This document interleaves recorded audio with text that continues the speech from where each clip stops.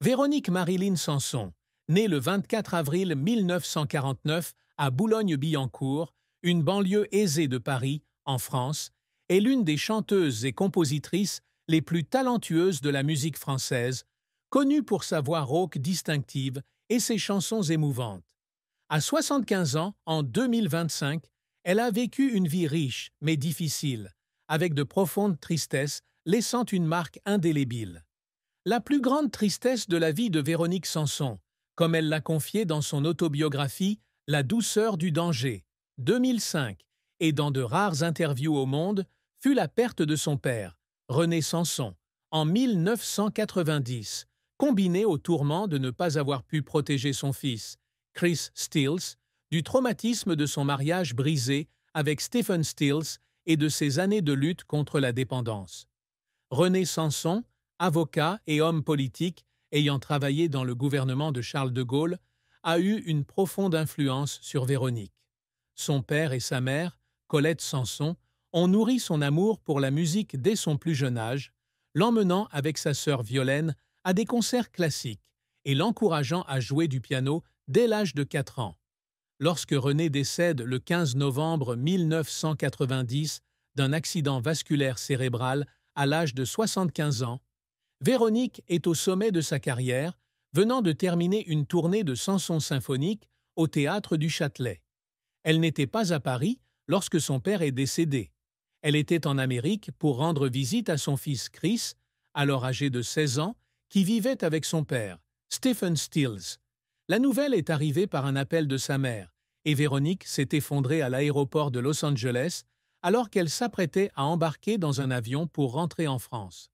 Dans une interview accordée à Paris Match en 1991, elle confiait « Mon père a été la seule personne à toujours croire en moi, même lorsque je me suis égarée.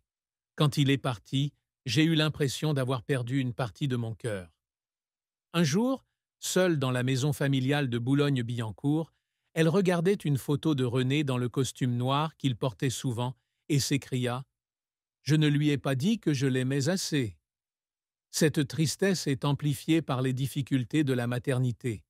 Son mariage avec Stephen Stills de 1973 à 1980 a laissé de nombreuses cicatrices, notamment la bataille pour la garde de son fils Chris après le divorce.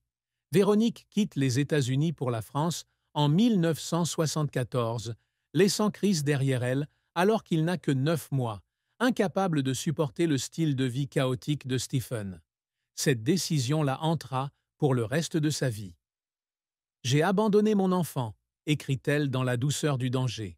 « Je pleure tous les soirs en pensant à Chris, et je me demande s'il me pardonnera un jour. » Dans les années 1980, alors qu'elle luttait contre l'alcoolisme et la toxicomanie, elle s'est éloignée de Chris, laissant un vide qu'elle n'a jamais comblé. Sa plus grande tristesse a été la combinaison de la perte de son père et du sentiment d'être une mère ratée, une blessure qu'elle porte encore à 75 ans. La carrière de Véronique Sanson a été un long et passionné voyage, d'une pianiste dans une famille de la haute société à l'une des artistes féminines les plus distinguées de France. Elle débute sa carrière musicale à la fin des années 1960, lorsqu'elle forme le groupe Les Roches-Martin avec sa sœur Violaine et sa camarade d'école Christine Delaroche. Bien que le groupe n'ait pas connu le succès, l'expérience lui a permis de s'initier à la composition et à l'interprétation. En 1972, elle sort son premier album Amoureuse, un chef-d'œuvre avec des chansons telles que Amoureuse, Besoin de personne et Bahia. L'album, produit par Michel Berger, qui deviendra plus tard son ami proche et rival musical, devient disque d'or avec plus de 200 000 exemplaires vendus, faisant de Véronique un phénomène musical français. Depuis, sa carrière s'est épanouie avec plus de 20 albums, vendus à plus de 6 millions d'exemplaires dans le monde en 2025. Des succès tels que Vancouver, 1976, Ma révérence, 1982, Allah, 1989 et Quelques mots d'amour, 1992, ont non seulement dominé les palmarès, mais ont également touché le cœur des auditeurs par leur honnêteté et leurs émotions intenses. Les plus grands succès de Véronique surviennent dans les années 1970 et 1980. L'album Le Maudit, 1974, enregistré aux États-Unis avec le soutien de Stephen Stills et des musiciens de Crosby, Stills and Nash, devient disque de platine et lui ouvre les marchés internationaux. Elle fut la première artiste française à se produire au Carnegie Hall, 1975, attirant plus de 2500 spectateurs avec son jeu de piano virtuose et sa voix rauque caractéristique. Des tournées telles que le Hollywood Tour, 1977, Samson symphonique, 1990, et Digne, Dingue, donc, 1916 à 1917, ont toutes affiché complet de Paris à Montréal, affirmant son statut d'icône intemporelle.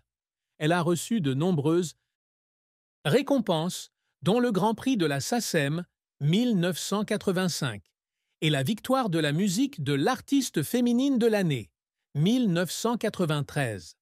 Après avoir vaincu un cancer de la gorge en 2018, elle revient avec l'album Duos Volatile 2018, collaborant avec des artistes tels qu'Alain Souchon et Vianney, obtenant un disque d'or et prouvant sa force à l'âge de 69 ans. Cependant, la carrière de Véronique n'a pas été sans revers. L'album Moi, le Venin, 1988, bien qu'elle ait consacré son cœur à l'exploration des sonorités jazz et funk, ne s'est vendu qu'à 80 000 exemplaires, car le public n'était pas habitué à ce changement. « J'ai pleuré en voyant le public se détourner », confiait-elle au Figaro en 1989. « J'ai cru les avoir perdus. » Nouvel échec en 2001, lorsqu'elle investit massivement dans la comédie musicale L'Histoire de Véronique, en collaboration avec Pierre Palmade. Malgré une promotion importante, la comédie musicale fut critiquée pour son incohérence et fut rapidement annulée, lui coûtant des centaines de milliers d'euros. Elle était assise seule dans sa loge après le dernier spectacle, en sanglots. Je pensais que c'était ma chance de raconter mon histoire. J'avais tort. Les efforts pour surmonter les difficultés ont également fait pleurer Véronique à plusieurs reprises. En 1974, lorsqu'elle quitte Stephen Stills et revient en France, elle doit tout recommencer avec l'album Vancouver. Elle a travaillé jour et nuit en studio, chantant à travers les larmes pour oublier la douleur d'avoir laissé Chris derrière elle. « J'ai pleuré parce que j'avais peur de ne pas avoir assez de force », a-t-elle déclaré à Gala en 1976. En 2018, lorsqu'on lui a diagnostiqué un cancer de la gorge, elle a subi une chimiothérapie et une radiothérapie, perdant sa voix pendant des mois. Lors de sa première séance d'enregistrement après le traitement de Duos Volatile, elle a pleuré dans le micro en chantant « Avec un homme comme toi » avec Pierre Palmade. « J'ai pleuré parce que je pensais que je ne chanterais plus jamais. » Cette persévérance lui a permis de maintenir une carrière de plus de 50 ans, d'une fille timide à une légende de la musique française. Véronique Sanson ne souhaite pas seulement réussir dans la musique, mais aspire également à laisser un héritage au-delà des tubes. L'une de ses plus grandes réussites fut de devenir un symbole de liberté et d'émotion dans la musique française. Grâce à ses talents d'écriture et de piano, elle a transformé des chansons comme Amoureuse, Vancouver et Ma Révérence en histoires réelles auxquelles des millions de personnes pouvaient s'identifier. « Je veux que ma musique soit un lieu où les gens se retrouvent », déclarait-elle à Rolling Stone France en 1990. Elle y est parvenue grâce à plus de 6 millions d'albums vendus, des centaines de concerts à guichets fermés, de l'Olympia au Théâtre des Champs-Élysées et le titre de Reine de la chanson moderne, décerné par ses fans. Elle est également la rare artiste féminine française à conquérir les marchés américains et canadiens, avec des tubes traduits en anglais comme « Lover's Night » 1775. Elle essaie également toujours d'inspirer la prochaine génération. Véronique a été une pionnière dans la fusion de la chanson française avec le rock et la pop américain, ouvrant la voie à des artistes tels que Zazie, Nolwenn Leroy et Louane.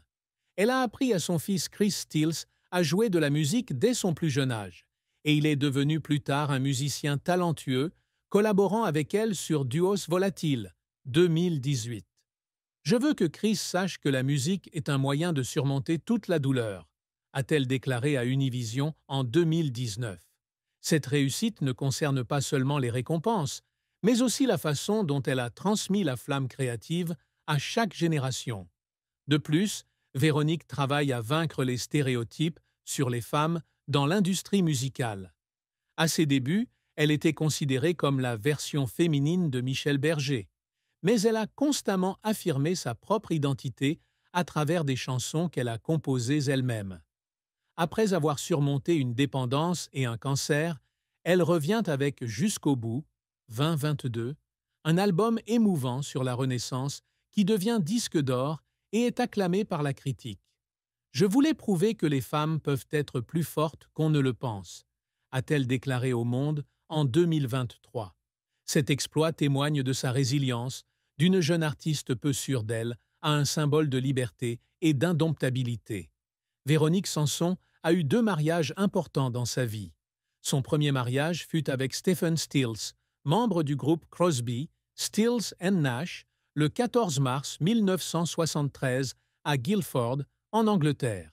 Ils se sont rencontrés en 1972 lorsque Stephen a produit une chanson pour Michel Berger et leur amour s'est rapidement épanoui. Véronique quitte sa tournée en France pour suivre Stephen en Amérique, où ils ont leur fils Chris Stills en 1974. Cependant, le mariage ne dure que jusqu'en 1980, date